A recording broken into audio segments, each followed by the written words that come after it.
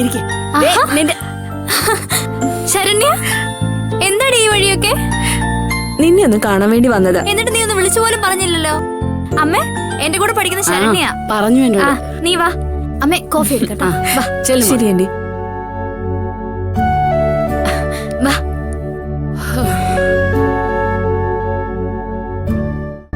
വാ, എന്തൊക്കെയുണ്ട് വിശേഷം? ബാക്കി ഫ്രണ്ട്സ് ഒക്കെ എന്ത് പറയുന്നു? വിളിക്കാറുണ്ടോ അവരൊക്കെ? വാ, നീ ഇവിടെ ഇരിക്ക. ഒരു മിനിറ്റ്.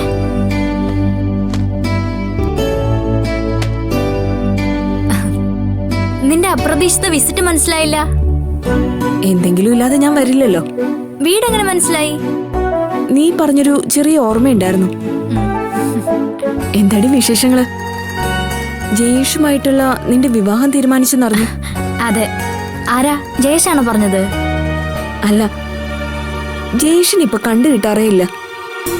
കുറെ കാര്യങ്ങളൊക്കെ നിനക്കും അറിയാലോ. അതൊക്കെ കൊണ്ടാ ഞാൻ ഈ വിവാഹത്തിന് സമ്മതിച്ചത്. നിന്റെ മുഖം എന്താ വല്ലാണ്ടിരിക്കുന്നേ? എന്തെങ്കിലും പ്രശ്നമുണ്ടോ? മോളെ,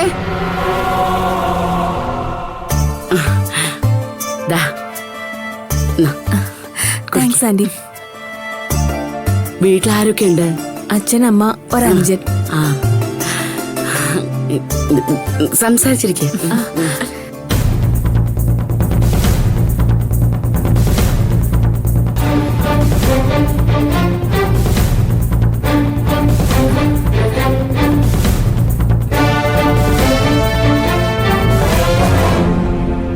അമ്മ നിന്നെ ആദ്യമായിട്ട് കാണുന്നതിന്റെയാ. നിന്നെ അറിയില്ലല്ലോ. നീ കുടിക്ക്.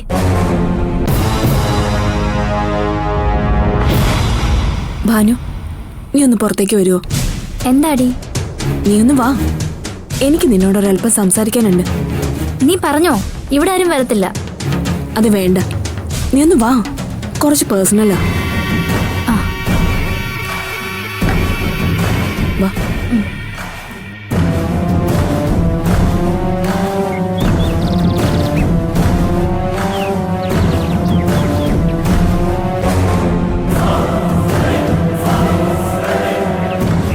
എന്താ ശരണ്യെ, എന്താ ഇത്ര സീക്രട്ട് ആയിട്ട് പറയാനുള്ളത്? നീ വാ, ഞാൻ പറയാം. നിന്റെ വീട്ടിലാരും കേൾക്കണ്ടെന്ന് കരുതിയിട്ടാ. എന്താടി? എന്താന്ന് വെച്ചാൽ കാര്യം പറ. എന്നെ ഇങ്ങനെ ടെൻഷൻ അടുപ്പിക്കാതെ. ഭാനു, നീ എന്നോട് ക്ഷമിക്കണം. ഒരിക്കലും പൊറുക്കാൻ പറ്റാത്ത തെറ്റാ ഞാൻ നിന്നോട് ചെയ്തത്. ഇനിയും നിന്നോട് ഞാനിത് പറഞ്ഞില്ലെങ്കിൽ ദൈവം പോലും എന്നെ വെറുതെ വിടില്ല. നീ എന്താ ഈ പറഞ്ഞു വരുന്നേ? എനിക്കൊന്നും മനസ്സിലാവുന്നില്ല. നിന്റെയും ജയേഷിന്റെയും വിവാഹം തീരുമാനിച്ചെന്നറിഞ്ഞപ്പോഴാ ഞാൻ മറ്റൊരു സത്യം അറിഞ്ഞത്. ഒരിക്കലും നീ വിചാരിക്കുന്ന ഒരാളല്ല ജയേഷ്. അന്ന് നിനക്ക് ജ്യൂസിൽ മയക്കുമരുന്ന് കലർത്തി തന്നത് ആരാന്നറിയോ? ആരാ? ഈ ഞാനാ.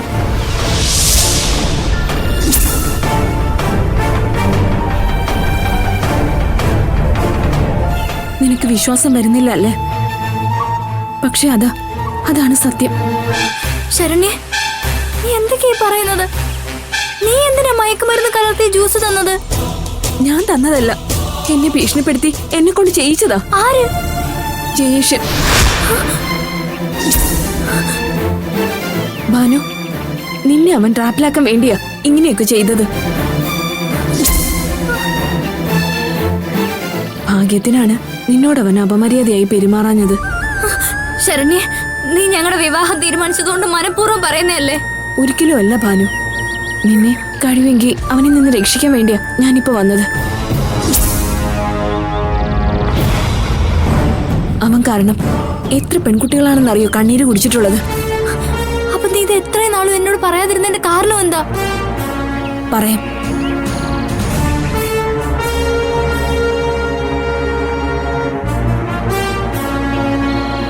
ലീന, വരൂ.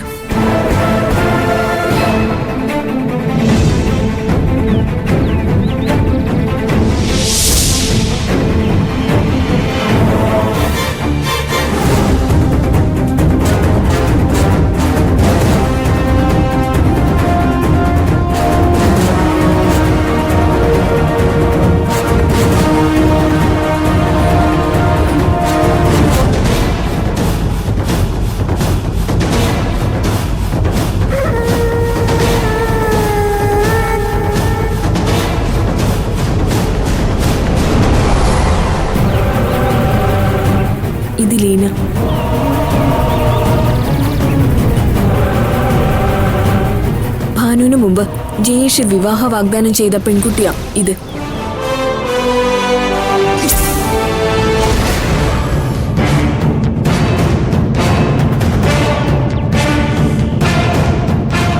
ഇവളിപ്പോ ഗർഭിണിയാ.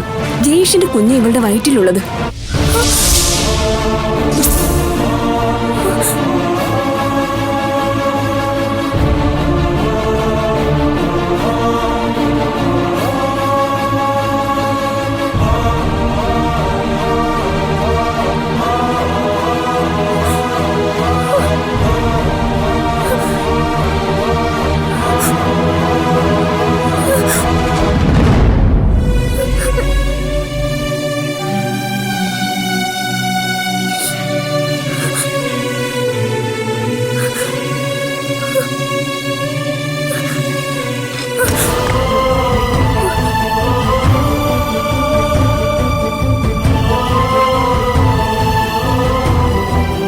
ഭാനുവിനെ എനിക്കറിയില്ല. ശരണ്യ എന്നോട് എല്ലാം പറഞ്ഞു. ഭാനുവിനെ ചതിച്ചതുപോലെയാ ജയേഷ് എന്നെയും ചതിച്ചത്. ഭാനുവിന്റെ മുറച്ചിറക്കനായതുകൊണ്ടും ഭാനുവിന്റെ അമ്മയുടെ പേരിലുള്ള സമ്പത്ത് കൈവിട്ടു പോവാതിരിക്കാനും വേണ്ടിയാ നിങ്ങളുടെ എല്ലാം മുമ്പില് ജയേഷ് ഭാനുവിന്റെ രക്ഷകനായത്.